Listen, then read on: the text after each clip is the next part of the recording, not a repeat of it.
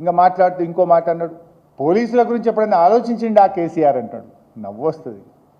నేను మీతో అబద్ధం ఆడతలేను, ఐఎమ్ నాట్ లయింగ్ లై, నిజం చెప్తా. ఒకటి మొన్న ఏమైంది, జగదీష్ అన్నని సస్పెండ్ చేసాం.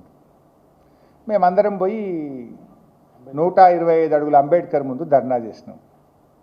ధర్నా చేస్తే మమ్మల్ని అరెస్ట్ చేసి పోలీస్ వ్యాన్లు ఎక్కించుకొని ఈ భవన్కు తెస్తుంది.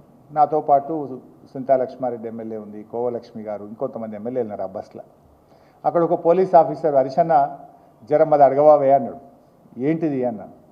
అన్నా ఈ గవర్నమెంట్ వచ్చినాక నా 4 సరెండర్ లీవ్ పెండింగ్ పడ్డదే, గది వస్తే 1,10,000 వస్తుంది, నాకు పిల్లల ఫీజు కట్టేది ఉందే, తిప్పలైతుందే, ఇక నువ్వైతేనే గట్టిగా అడుగుతావన్నా, జర అడగవా అన్న అసెంబ్లీలో. అప్పుడు బీఆర్ఎస్ ఉండగా పక్కా పడుతుండే 3 నెలల కోటి సరెండర్ లీవ్ వచ్చు, వీళ్ళు వచ్చినప్పటి నుంచి 4 సరెండర్ లీవులు పెండింగ్ పడ్డాయన్నా అన్నాడు అని తన ఆవేదన వ్యక్తించు. ఇంకో హోంగార్డు ఉన్నాడు అన్ననే, అన్న మా జీతం రాలేదే ఇంకా ఈ నెల, జర జీతం చెప్పవా అన్న, జర అడగవా అన్న అసెంబ్లీలో అని ఇంకొక హోంగార్డు నన్ను అడుగుతున్నాడు. అట్లనే కొద్దిగా ముందుకు వచ్చినాక ఇది వచ్చింది, ఈ పోలీసు కమాండ్ కంట్రోల్ రూమ్ వచ్చింది.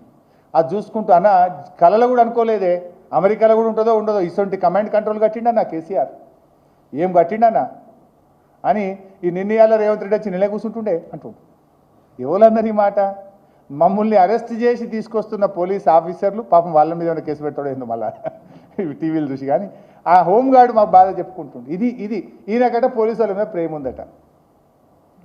నువ్వు వచ్చిన తర్వాత ఆరోగ్య భద్రత మాయమైపోయింది, పోలీసు కుటుంబాలకు భద్రత లేకుండా చేసినావు మిస్టర్ రేవంత్ రెడ్డి.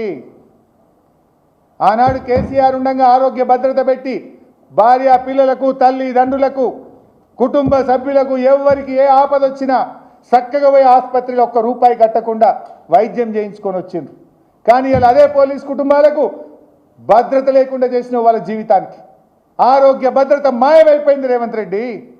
వాళ్ళ సరెండర్ లీవ్ పైసలు వస్తలేవు, వాళ్ళ టీఏలు వస్తలేవు, స్టేషన్ అలవెన్స్ వస్తలేదు. కేసీఆర్ ఉండగా నెలకు 75,000 ఇస్తుండే స్టేషన్, ఇప్పుడు అది కూడా బంద్ అయింది. ఓ సీఐని అడిగినా ఏమైంది స్టేషన్ అలవెన్స్ అంటే, ఏముందన్నా ఫైనాన్స్లో పోయి ఇక అలా లైన్ కట్టి ఏదైనా కొంత వర్కౌట్ చేసిన వాళ్ళకి వస్తుంది, చేయని వాళ్ళకి అత్తలేదు అన్నాడు. ఇక తెలుసు కదా వర్కౌట్ అంటే, మీకు నేను చెప్పేది ఏముంది ఇక. అసలు ఈ రాష్ట్ర దేశ చరిత్రలో పోలీసు వాళ్ళ భార్యలు వచ్చి ధర్నాలు చేసినారు ఎక్కడైనా? సెక్రటరియట్కి వస్తే పోలీసు వాళ్ళ భార్యలను పోలీసు వాళ్ళే అరెస్ట్ చేసిండ్రు. తమ భార్య పిల్లల్ని తామే అరెస్ట్ చేసుకునే దుస్థితి రేవంత్ రెడ్డి కదా తెచ్చింది. ఈయనకట పోలీసు వాళ్ళ మీద ప్రేమ ఉందట. పాపం 30 మందిని డిస్మిస్ చేసిండు సర్వీస్కి వెళ్ళి. ఏమడిగిండ్రు వాళ్ళు? నువ్వు ఎన్నికల్లో ఇచ్చిన ఏక్ పోలీసింగ్ను అమలు చేయమన్నారు. నువ్వు ఇచ్చిన మాట అమలు చేయమని అడిగిన పాపానికి 30 మందిని ఉద్యోగాల నుంచి తొలగించి ఆ కుటుంబాలను రోడ్డు మీదకి తెచ్చి నిన్న పోలీసు వాళ్ళ మీద మొసలి కన్నీరు గారుస్తుండు రేవంత్ రెడ్డి. ఇదేనా? హోంగార్డులకు 1 తారీఖు జీతం ఇవ్వవు, సరెండర్ లీవ్ 4 సరెండర్ లీవులు పెండింగ్ ఉంటాయి.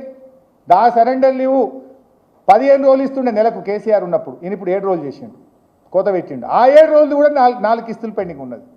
టీఏ పైసలు రానే రావు, దవాఖాన పోతే భద్రత లేకుండా అయిపోయింది. కేసీఆర్ ఉండగా 73% పీఆర్సీ ఇచ్చిండు పోలీసు వాళ్ళకు.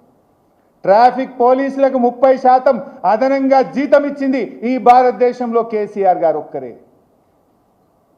హోంగార్డుల జీతం 2 అంతలు చేసింది కేసీఆర్ గారు. నువ్వేం చేసినావా పోలీసు వాళ్ళకు? వాళ్ళకి నేనేందో ఎప్పుడో స్కూల్ పెట్టాడు, రేపటికి పెట్టబోయే స్కూల్ గురించి నిన్న డబ్బా కొడుతుండే అసెంబ్లీలో. అది పెట్టింది లేదు, ఒకరు చదివింది లేదు. మరి మేము గిన్ని చేసినాం, మరి మేమేంది చెప్పాలి?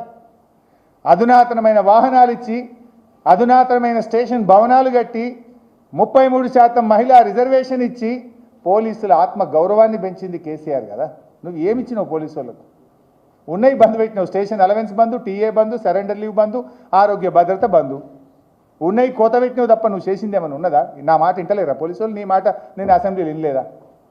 మమ్మల్ని అరెస్ట్ చేసి తెచ్చే పోలీసు వాళ్ళే మాకు చెప్తుండ్రు, హరీష్ అన్న అసెంబ్లీలో జర రేవంత్ రెడ్డిని అడుగు అంటుండ్రు.